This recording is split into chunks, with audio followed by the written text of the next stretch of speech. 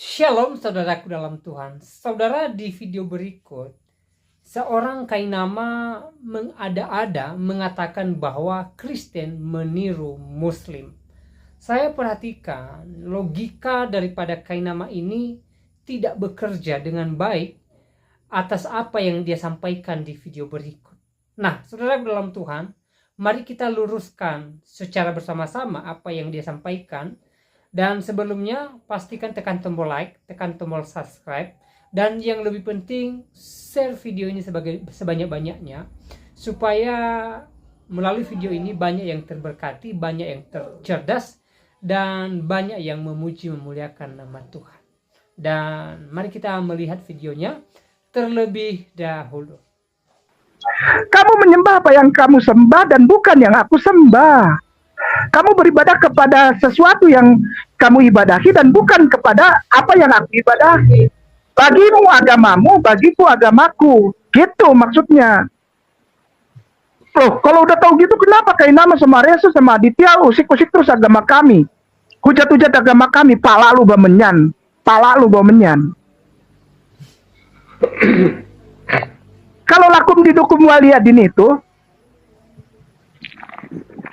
hapus semua istilah Quran di dalam Bible.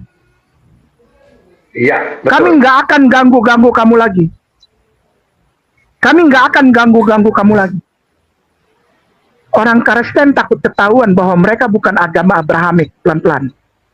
Orang Kristen terpaksa meniru-niru Islam. Ka'bah malam ini jadi tema ya. Ka'bah. Ditiru istilah itu diambil. Zakat tadi malam, ya kan? Istilah itu diambil sama mereka. Allah diambil sama mereka. Rasul diambil sama mereka. Amin diambil sama mereka. Apalagi? Nabi diambil sama dia. Soleh diambil sama dia. Apalagi? Alkitab itu ngambil dari Al-Quran. Supaya apa?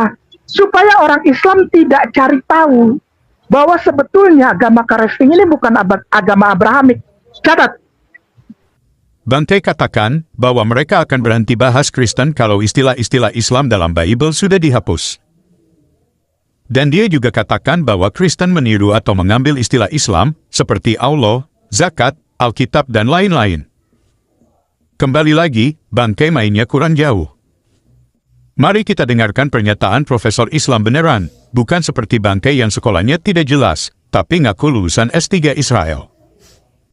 Oke teman-teman, kita mengambil sumber dari islami.co. Dan artikel ini ditulis oleh Bapak Sumanto Al-Qurtubi, yang judulnya Arab Kristen dan Injil Bahasa Arab. Di sana dikatakan, sejumlah kaum muslim yang lugu di Indonesia sering berasumsi, atau bahkan berkeyakinan bahwa bahasa Arab itu bahasa Islam, bahasa suci, atau bahkan menurut Ustadz Ucuk, bahasa surga. Tetapi, pada saat yang sama, lucunya, mereka mengkafirkan dan menarakakan Kristen dan Yahudi, atau non-muslim secara umum. Pertanyaannya, bagaimana dengan umat Arab Kristen dan Yahudi, yang seperti kaum muslim Arab, juga menggunakan bahasa Arab dalam kehidupan sehari-hari, dan dalam berkomunikasi? Tidak hanya itu, tata cara beribadah, misalnya kebaktian minggu, umat Kristen atau sahabat umat Yahudi, nama-nama tempat ibadah, sinagog, dan gereja, dan kitab suci mereka juga menggunakan bahasa Arab. Foto di bawah ini hanyalah sekedar contoh. Kitab Perjanjian Baru, umat Arab Kristen, dan kitab Talmud, umat Arab Yahudi, yang ditulis dengan bahasa Arab. Seperti saya jelaskan dalam berbagai postingan sebelumnya, dunia Arab bukan melulu dunia Muslim.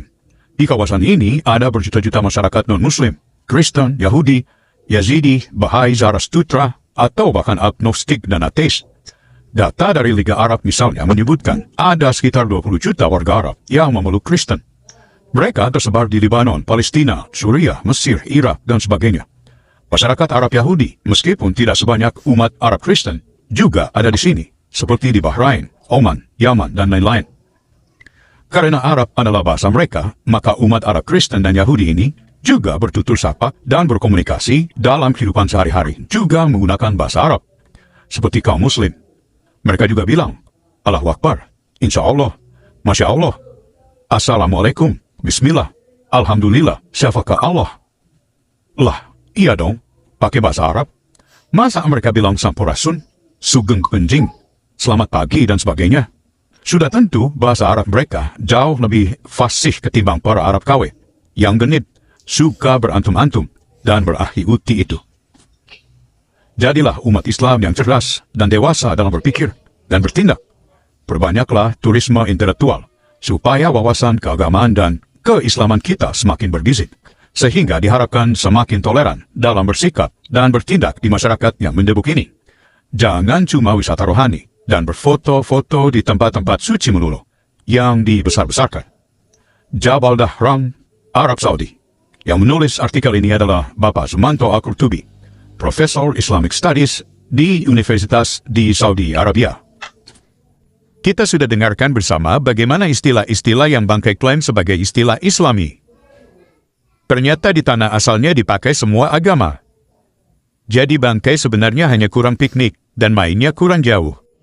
Baik, salam Tuhan, untuk videonya kita sudah simak bersama apa yang disampaikan oleh Ustadz Kainama yang katanya mantan pendeta ya.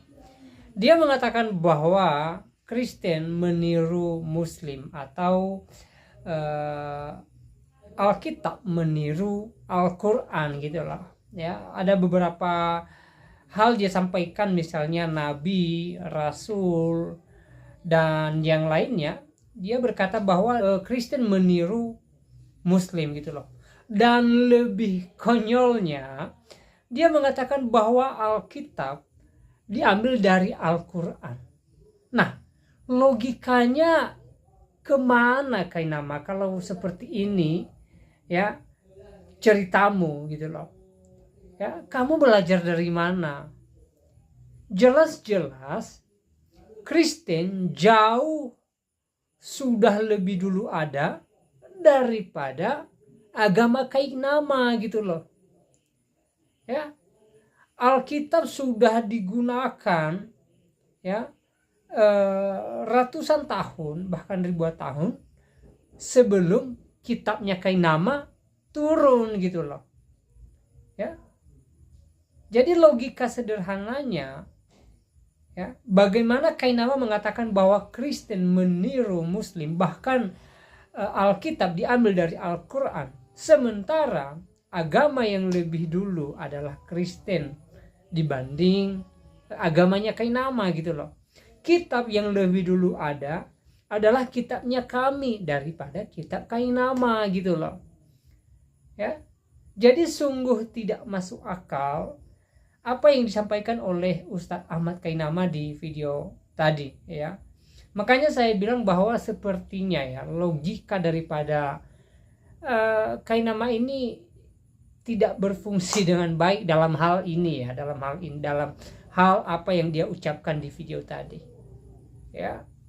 Makanya selalu saya katakan bahwa alangkah lebih baiknya kalau Kainama ini tidak membahas Kristen dan Alkitab ya, karena ujung-ujungnya ngawur gitu loh ya.